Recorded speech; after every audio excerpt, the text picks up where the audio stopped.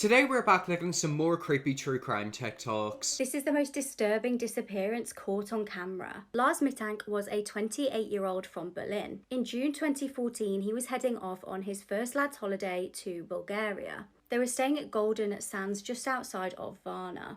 Now the holiday was going well, but just prior to their departure, the day before they left, they went to the pub to watch a World Cup game. During the match, Lars got into an argument with another group of German tourists. After the argument, the two groups then left separately and Lars headed to McDonald's with his friends. He waited outside for them as they got food, but when they returned, he disappeared. He reappeared the next day and told them he'd been beaten up by 4 men hired by the Germans at the bar. He'd got an injured jaw and a ruptured eardrum.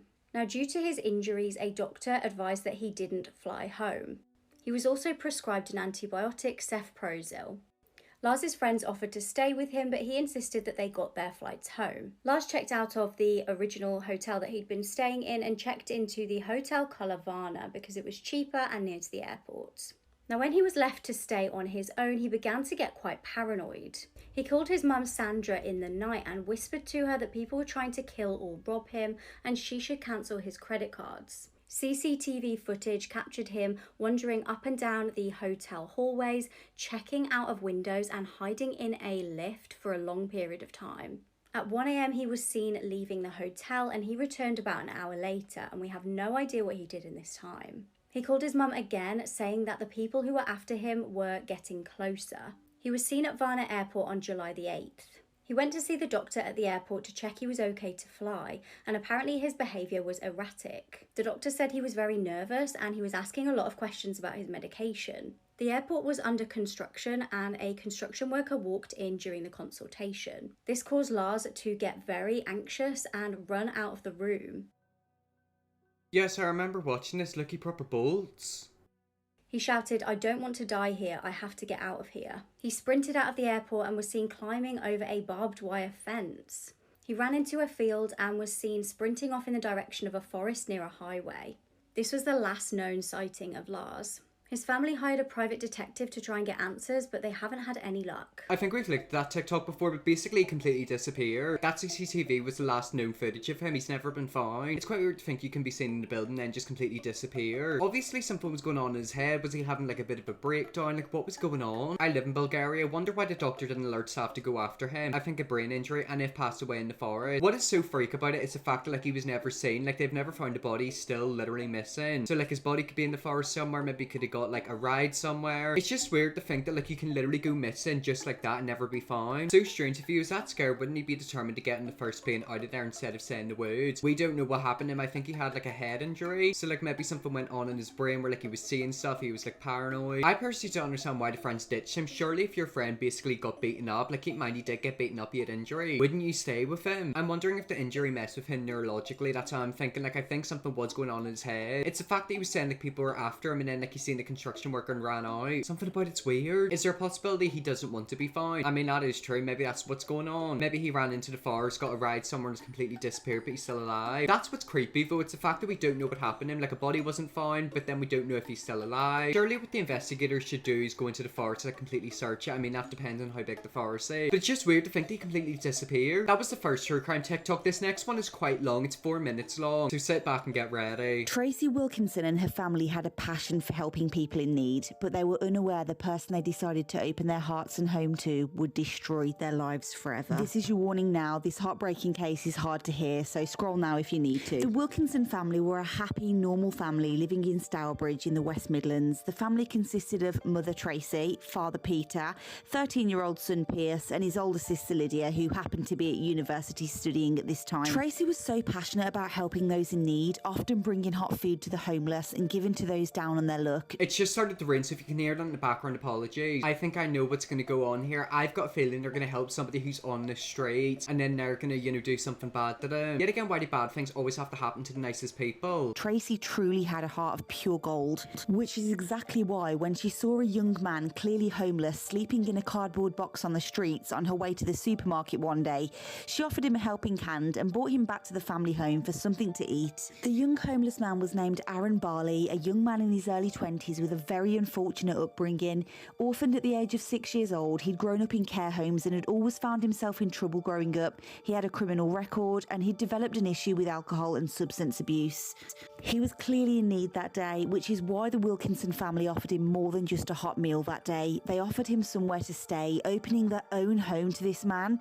Tracy helped him then get accommodation through the council, and Peter even got him a permanent job at the firm that he ran. Then, going forward, they often invited Aaron round to the house, giving him odd jobs to complete in return for hot food and cash.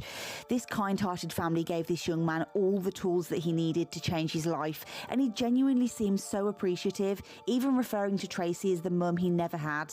But everything changed leading up to March of 2017. Aaron was fired from his job that Peter had given him for not showing up too many times and being concerningly aggressive to managers too. He wound up back on the streets and was drinking and using again. Now, despite all of this, they still supported Aaron in any way they could, again offering him food or whatever they could in exchange for help around the home.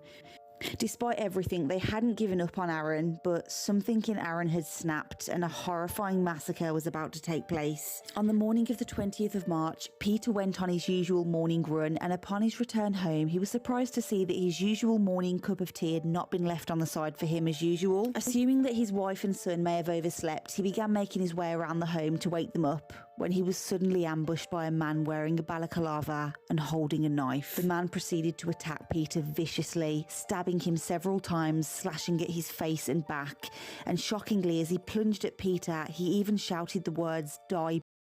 The man, dressed in all black, even covering his yellow trainers in black socks as to not be recognised, was 24-year-old Aaron Barley. And horrifyingly, Aaron had been waiting for Peter to return home and had already attacked and killed his wife Tracy and his 13-year-old innocent son in his bedroom. Peter miraculously survived the ordeal after being able to cling on to life long enough to grab a phone and call an ambulance.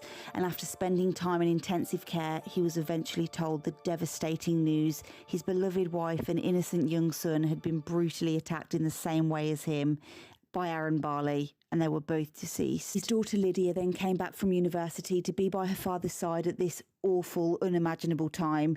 She had lost everything but her father.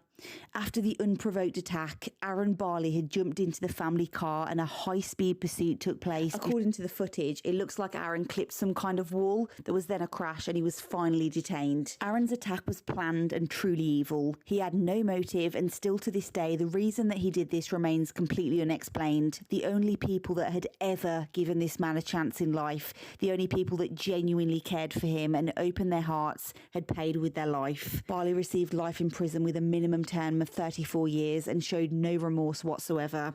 Rest in peace to the incredible woman too good for this world, Tracy Wilkinson, and her innocent son who had barely had a chance to start living his life, Pierce. That's just so heartbreaking, isn't it? Like, that family literally took that man into their house to give him another chance at life, and he took their lives away. That's why you never ever truly trust people, because like they obviously never expected that to happen. Sadly, the warning signals were totally ignored. I mean, I disagree with that. You know, you do have to keep in mind this guy was in the streets, like he was having a bit of a tough time. It just breaks my heart to think that like the family literally took him in, took care of him, and then, you know, he done that. There's a big difference between giving a homeless person a sandwich and inviting them to live in your home. Why would you do it? Well, I mean, he was young, he was like 20 something. Maybe she just looked at him and like seen her son, was thinking, oh my god, imagine if my son was in that position. But it's the fact that they literally took him in, took care of him, gave him a place to live, and then he just done that. Being too lefty and too compassionate kills. I mean, what's this got to do with political stuff? Like, this was literally a lovely woman who took a boy into her house to try to take care of him and help him, and he turned around and done that. He will have been triggered by the happy family unit, extremely jealous of the well-loved and indulged blood son and daughter, and want to destroy it. I mean, that might be why, but it's just awful, isn't it? It's just so sad to think that that happened to that woman. Like, she was such a sweet woman, and an evil person like that done that. And yet again, I feel like nice people always have the worst stuff happening to them. Like, it proper is heartbreaking. The surveillance footage you're witnessing here is the last few moments of Lily Sullivan's life. She recently turned 18 and was eager to experience everything adult life had to offer. On December 16th, 2021, Lily was out with friends at the Paddles nightclub in Pembroke, Wales, when she met 31-year-old Lewis Haynes. Was that both of them in that CCTV footage? Why have the friends let an 18-year-old run away with a random man? Where are her friends? This is why if you ever go on a night out, you have to stick together. You know, if one person wants to go somewhere, you all go together. You don't break off into little groups or leave someone on their own, because bad stuff like this can happen. The two hit it off immediately and hung out for most of the night, dancing, laughing, and flirting. At around 2 a.m. that morning, Lily and Lewis left the club together in search of a bit of privacy, before her mom was due to pick her up at 3 a.m. Where are the friends? They walked to a nearby alleyway, which was secluded and unlit, giving them the privacy they had wanted. At 2:45, Lily's mom arrived and called her to let her know that she was waiting at a nearby gas station. Lily assured her mom that she was on her way and that she would be there in a couple of minutes. However, as the minutes ticked by without Lily's arrival, her mom grew increasingly concerned. She tried calling Lily a total of 30 times, but all of her calls went unanswered. At 3:08 a.m., Lewis is seen running across the bridge of the Pembroke Mill Pond, and 2 minutes later he reaches the very same gas station where Lily's mom was anxiously awaiting her daughter's arrival. Her mom immediately notices Lewis, sensing something peculiar about his behavior. He shakes his head a few times and even holds his head in his hands, exhibiting signs of unease. At one point, he turns back and makes direct eye contact with her before continuing onward and disappearing into the nearby woods. Unbeknownst to Lily's mom, the man she had just made eye contact with was the very same man who had murdered her daughter a couple of minutes earlier.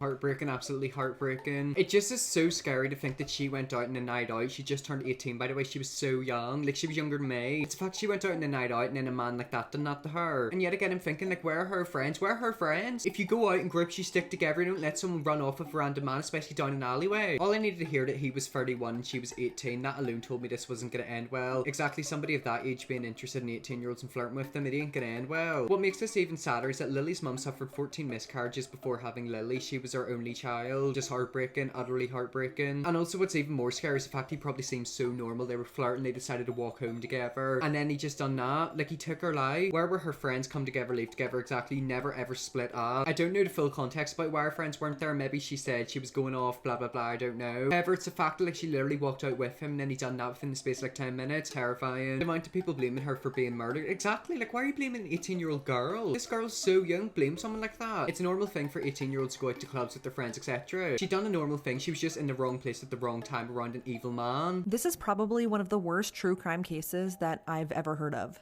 In August of 2019, David Sumney brutally beat his mom to death and then took 277 photos on his cell phone of the gruesome crime scene. The photos included selfies with her body, posing with blood smeared on his face, and even a photo of him giving a thumbs up. Okay, that's just absolutely terrifying. That is, oh, I don't like that. I mean, look at that photo on the right. You know, they look like a normal, you know, mother and son duo. And then it's the fact we hear he done something really awful. After he brutally killed her, he put her body in the bathtub and proceeded to record himself washing off her corpse. When the family couldn't get a hold of 67-year-old Margaret Sumney on August 31st, 2019, they knew something was wrong. After trying for 2 days with no success, they had the police conduct a welfare check at her Pennsylvania home. When authorities couldn't reach Margaret, they forcibly entered the home where they discovered shattered glass everywhere and blood smeared on the walls and furniture. Upon investigating, they then found Margaret's badly beaten body in her bathtub.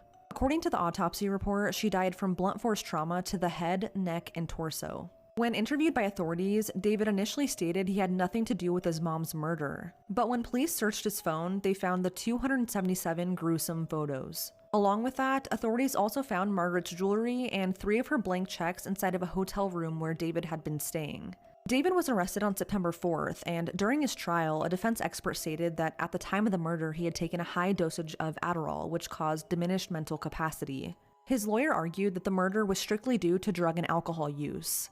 David was initially facing a first-degree murder charge as well as abuse of a corpse, and if he was charged with that, he would have faced life in prison without parole. But unfortunately, he was allowed to enter a guilty plea, which dropped both of those charges, and instead he pleaded guilty to third-degree murder. He was sentenced to 20 to 40 years in prison, but since he's been behind bars since his arrest in 2019, he could potentially be released in just 17 years. And the scary part is that according to prison employees, they consider David a model prisoner who attends Bible studies with other inmates. And this makes the reality of him being released so soon a real possibility. It should be noted though that David had been arrested twice in the past for assaulting his mother and once for attacking his now deceased father. Adding to this, he also faces a pending case for allegedly waterboarding and strangling an ex-girlfriend, which also took place the year of the murder. David Sumney is a terrifying man, and the fact that he could ever be released back into society is a terrifying thing. I mean, yeah, if he's able to do that to his mum, and apparently he's got like a long history doing stuff like that, he's a psycho. What's so freaky to me is the fact that like he's probably planned it as well, and he's blamed it on the drugs. Like, he seemed like a really horrible man. Was something going on in that home? Because why are the photos of them like lovers? I won't lie, I was looking at some photos and thinking, oh, that's a bit too close, but I don't know, maybe they were just really close and they loved each other. What did she and the dad do to this man? He didn't do this for no reason. They were way too close for my comfort. Okay, well, that's just an awful comment. He's literally attacked his mom and killed her, and then he's got a pat to doing it to his dad and doing it to like an ex-girlfriend or something like that. There's obviously something wrong with that man, because like he's got a long history. He's violent. Our system is broken. Exactly. Like, it's quite freaky to think eventually he's going to be let out of jail. 17 years for that. Like, that is not long enough. I can't remember how old he was. I'm going to say he's probably like 35. He's going to get out when he's like 50. Like, that is so scary. Well, anyways, guys, that's some true crime TikTok. If you'll see me look at more, let me know. Definitely will. Press bigger, subscribe, and see you all tomorrow for another video.